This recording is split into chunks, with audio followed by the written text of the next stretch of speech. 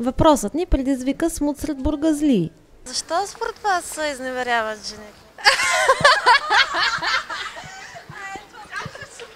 Кой каза, че жените изневеряват? Основна причина за изневерите на нежната половинка се оказа партньора им. Защото може би са мръзнали мъжете. Мъжете са виновни. Защо?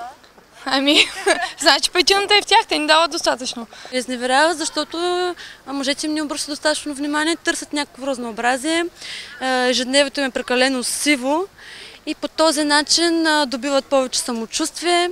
Мъжете от своя страна не успяха категорично да отговорят на въпроса защо жените изневеряват и да намерят причината, която ги подтиква. Да, знам, защото така искат сигурно, не знам. Нямам представа. Не знам.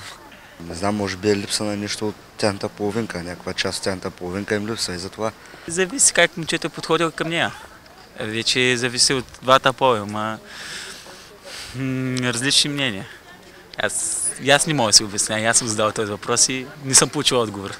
Проучвания показват, че за да изневери една жена на партньора си, най-често това е защото мъжът им е започнал да ги приема за даденост. Различията в интересите също играят роля, а баналното ежедневие, където разговорите са само за битовите проблеми, охлажда отношенията между двамата и кара жената да търси някой, с когото да са заедно и с който да споделя интересите си. Разбира се, жените изневеряват, за да подхранят егото си и да докажат, че са още желани или за да отмъстят за изневярата на партньора. Причината обаче рядко има значение. В крайна сметка, изневярата, независимо от чия страна е, винаги води до проблеми.